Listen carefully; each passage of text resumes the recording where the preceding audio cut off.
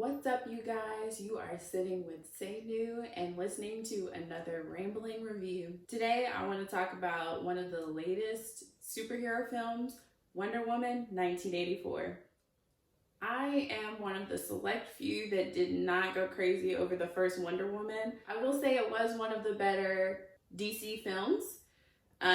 Most of DC falls flat. The only thing that I can praise the live action DC films for is their trilogy with Christian Bale, but we'll talk about that another time. The plot of this movie is Diana Prince, years after the first film, is living alone and sad and dejected from society. She's isolated herself and attempted to make no friends or contacts because the past hurt too much. You know, all of her friends from before are gone. They, I'm assuming, died of old age.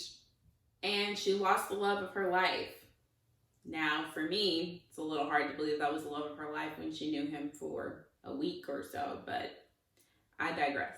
You have this dejected employee, and she finds this stone. She shows it to Diana, and they both wish things that they shouldn't, and it is a catalyst for several other crazy things happening in this film.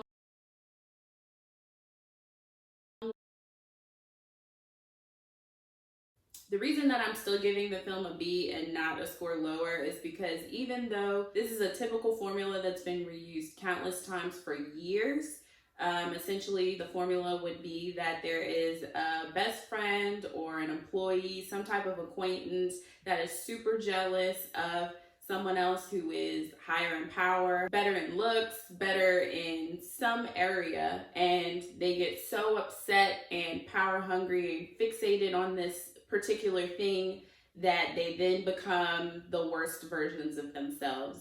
That has been done countless times, especially in superhero films. However, it works. It works. There's a reason that Hollywood continues to use this formula, and it's because it works for them. And we can't expect much from Hollywood because Hollywood's been redoing the same films for years. That's why they keep doing remakes. How many versions of King Kong have there been? Like 10? How many times are they going to remake Spider-Man? They do things that work because they know it'll make money. And so I can't be mad at them for using something that has drawn in people before, and they expect that it will still continue to draw in people. If you're looking for really original characters, you're looking for original storylines, you definitely have to check out more in the indie market because Hollywood will continue to use the same storylines as long as it makes money for them. No offense, Hollywood. So, with that being said, because it works, that's why it gets a B. It doesn't leave much for the audience to be on the edge of their seat. It doesn't leave much for them to be biting their fingernails, super anticipation. It was highly predictable. The pacing of the film was all over the place. The beginning was very slow outside of the scene with young Diana, and then the ending was very quick. And it was all mushed together. I don't feel like I really felt drawn and captivated by the action scenes in this film. I feel like in this film, all the places that they were trying to tug on your heartstrings, they were trying to make you feel certain feelings. I did not feel them. Everything fell flat for me, despite the fact that the storyline still works. I don't know if that makes sense. They did a storyline that works, but they didn't execute it well, because it's possible to do things that have been done times and times before, but do it in a way that makes it slightly new and refreshing for the audience, and that could have bumped them up to at least a B+, an A-, or just put them a little further ahead in the game compared to the other films that have done this before. However, they did not do that. And that is why the general consensus by everyday people that have watched this film said that it was boring. They said it was terrible. They said it was just okay. It did not have good reviews from most everyday people that love films, but also several cinephiles that watched this film did not have it in their good graces. The director of this film is Patty Jenkins. I am unfamiliar with her work, but I do know she did the first Wonder Woman. And I'm assuming that they thought, you know, using her again, it would have the same success as the first film did. No matter how well the director directs, you have to have good writing, and the writing just was not there. There has been a lot of commentary on the actress herself, Gal Gadot.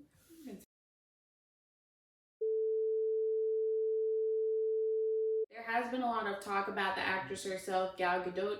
I did look up her name, and that is the correct pronunciation, I'm pretty sure.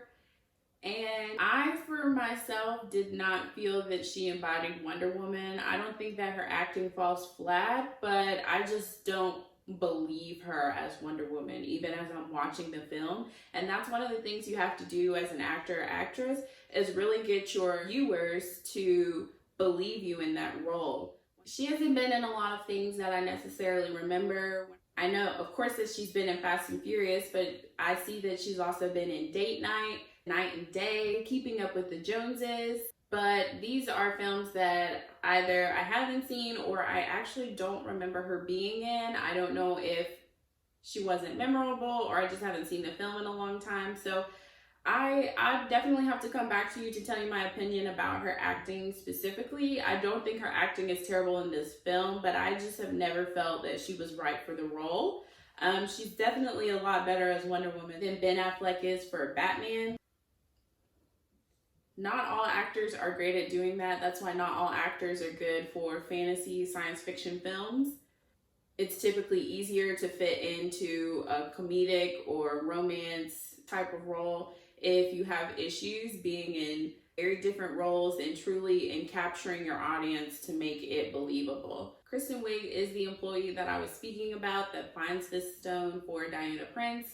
I found it kind of hard to get her in this role as well. She's typically put in a comedic role, and I feel she does fit there best. I kept expecting that there would be some moments of comedic relief from her character, but the type of way that they wrote her, she pretty much is angry, hostile, depressed, and then becomes empowered, power hungry, crazy towards the end. There's really no time where it was going to feature her other talents as an actress, and I do feel like utilizing comedic moments in an action film is highly necessary so you have a good balance.